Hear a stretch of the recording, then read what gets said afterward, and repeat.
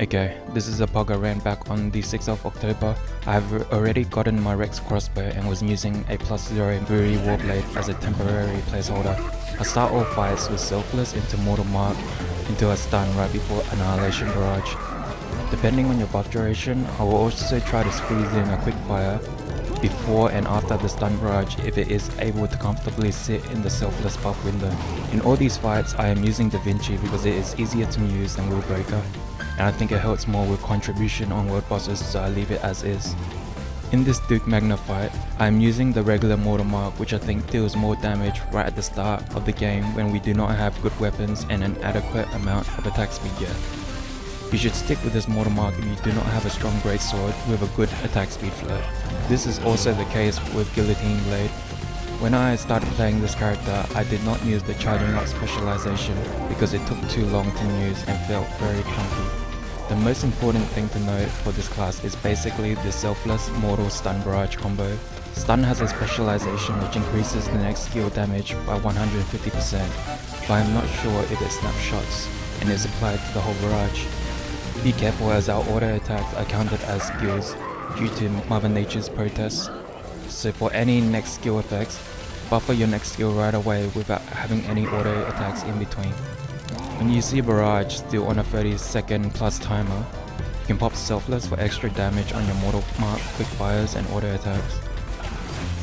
Weak Point Shot is a party-wide boss debuff that buffs your party's crit damage. You can use this while the boss has the purple circle animation, or immediately after he has finished using it. Weak Point Shot also animation cancels any skill animation you were previously using, which feels pretty great. If I had my Selfless Barrage combo up, it could also be used to extend the duration on Weak Point Shot, since it is a weakened effect.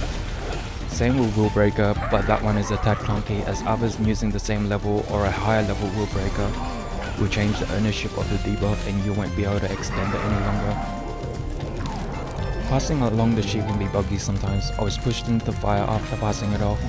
To prevent this nowadays, I try to face the side, which seems to help.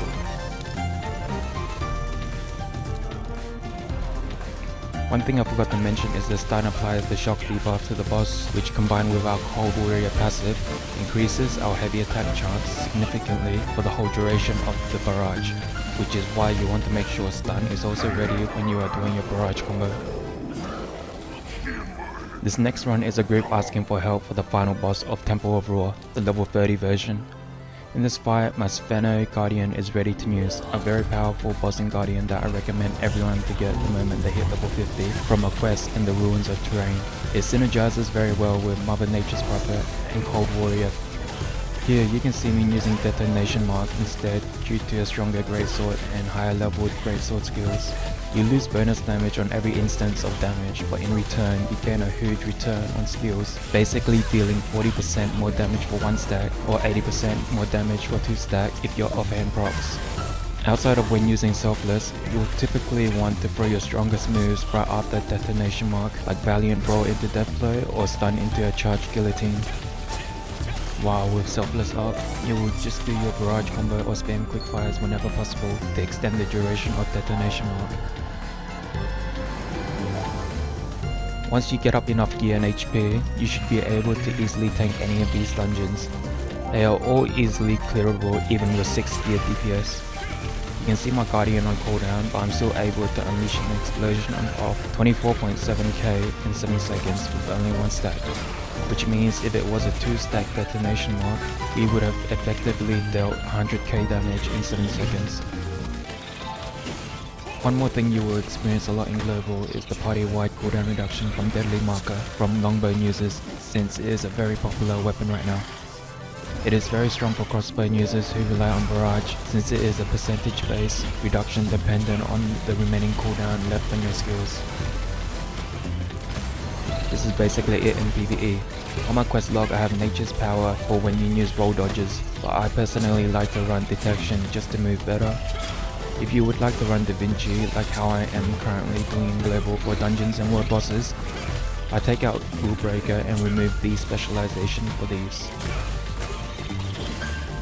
My gear and skill builds can be found in the description below.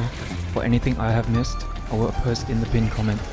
Feel free to comment any Outrider questions you may have, and I will add any that seems helpful to the pinned comment. Thanks for watching.